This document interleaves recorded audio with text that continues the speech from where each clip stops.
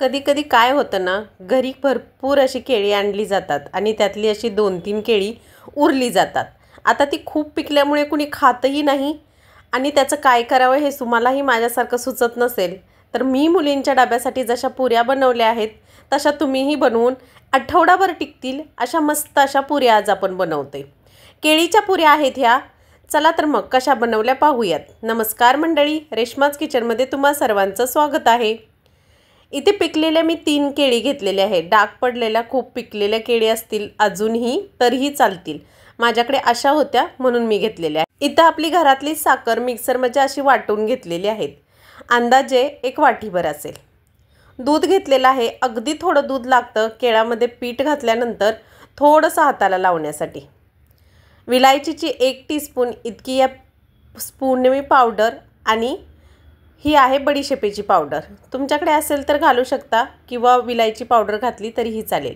आणि थोडंसं तूप घालणार आहोत. चला आता प्रोसेस पाहू. तर इथे मी एक मोठी परात घेतलेली आहे आणि त्या परातीमध्ये 3 केळी घेतलेल्या आहेत पिकलेल्या. आपण घेतल्या होत्या त्या केळी सगळ्या सोलून घेतल्या आणि सुरीच्या मदतीने अशा कट करून घ्यायच्या आहेत. अगदी बारीक अशा कट करून घ्यायच्या. केळी छान अशा बारीक कट करून घेतल्यानंतर आपल्याकडे जे पावभाजीचं मॅशर असतं त्याने चांगल्या मॅश करून घ्यायच्या आहेत. या पद्धतीने पावभाजीच्या मॅशरने या पद्धतीने सगळ्या मॅश करून घ्यायच्या. तुमच्या केळी माझ्याकडे आहेत त्या केळीपेक्षा जर जास्त पिकलेल्या असतील तर एवढं आपल्याला जास्त मॅश करण्याचीही गरज वाटत नाही. थोडेशा मॅश केल्या की होऊन जातात. या पद्धतीने मी केळी सगळ्या मॅश करून घेतल्या. आता यामध्ये 2 वाटी गव्हाचं पीठ घातलेलं आहे मी. ही 1 वाटी ओतून घेतली आणि अजून 1 वाटी घातलेली आहे. असं 2 वाटी पीठ घातलेलं आहे आणि मिक्सरमध्ये बारीक वाटून घेतलेली साखर अशी मोजून दाखवते मी तुम्हाला. एका वाटीला थोडीशी कमी आहे एवढी साखर मी यामध्ये घातलेली आहे. तुम्हाला जर यापेक्षा जास्त गोड आवडत असेल तर साखरेचं प्रमाण वाढवू शकता. इथे विलायची आणि बडीशेपेची पावडर फ्लेवरसाठी मी घालून घेतलेली आहे. आता हे सगळं मिक्स करून घ्यायचं. 1 टीस्पून तूप घालून सगळं असं व्यवस्थित मिक्स करून घ्यायचं.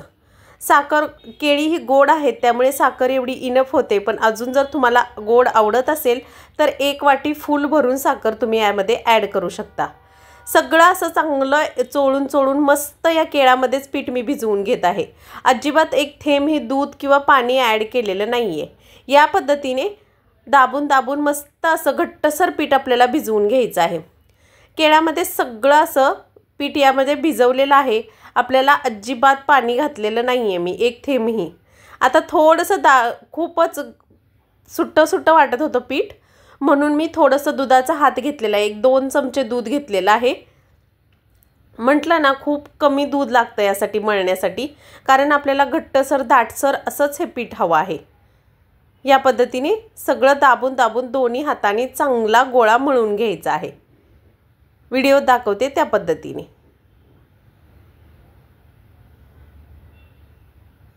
असं सगळं घट्टसरच मळायचं आहे त्यामुळे दाबून दाबून व्यवस्थित मळून घ्यायचं. आता अजिबात मी दूध किंवा पाणी घातलेलं नाही आहे. यामध्येच आपण थोडं थोडं दाबून दाबून म्हणजे टोटली फक्त 2 चमच इतकं दूध लागलेलं आहे मला. केळीतच हे पीठ खूप छान मळलं गेलेलं आहे.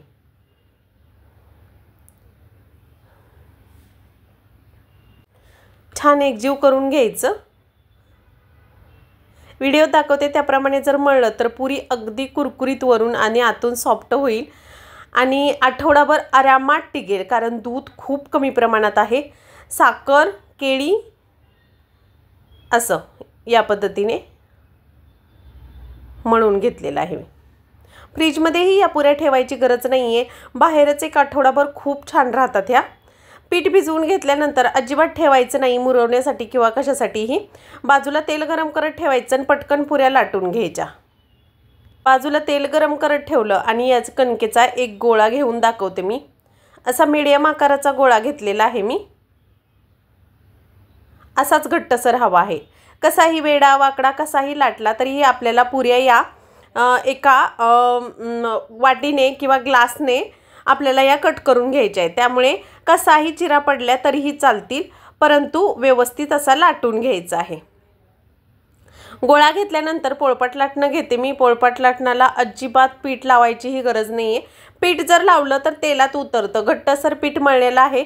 त्यामुळे अजिबात पीठ लावायची गरज नाही आहे. वरून थोडासा तुपाचा हात घ्यायचा आणि मस्त असं पोळपट भरून लाटून घ्यायचं. हे इथे थोडंसं तूप घेतलेलं आहे, असं गोळ्यावरून लावून घेते. दोन्ही बाजूनी लावून घ्यायचं आणि लाटण्याने व्यवस्थित असं हे लाटून घ्यायचं आहे. या पद्धतीने इतकंही घट्टसर नाही आहे की ती लाटलं जाणार नाही, एवढ्या प्रमाणात मऊसर आहे पीठ आपलं. इतकं तर व्हायला हवं, एवढं हवं मऊसर. सगळं असं व्यवस्थित लाटून घ्यायचं. अगदी ताज्या ताज्या पुऱ्याही खूप छान लागतात. माझ्याकडे तर आठवडाभराची बातच सोडा, पण 1 दिवसात 1.5 दिवसातच या पुऱ्या संपून जातात. हेल्दी आहेत त्यामुळे मुलं पटापट खातात. डब्यात भरून मी टेबलवरती ठेवून देते, मुली पटापट संपून टाकतात. अगदी छान मस्त होतात. आता एक या बाजूने टोकाने धारदार असा ग्लास घेतलेला आहे मी आणि या ग्लासाने सगळ्या पुऱ्या अशा गोल गोल कट करून घ्यायच्या. याने काय होईल तर आपल्या पुऱ्यांना असा व्यवस्थित आकार येईल. हे सगळं उचलून घ्यायचं. या पद्धतीने मी सगळ्या पुऱ्या करून घेणार आहे. आपलं तेलही त्या बाजूला चांगलं कडकडीत गरम झालेलं आहे. चला पुऱ्या तळून दाखवते मी तुम्हाला. तेल कडक झाले की नाही ते पाहण्यासाठी थोडंसं पीठ घालून घेतलं मी आणि पुरी घालून घेतली.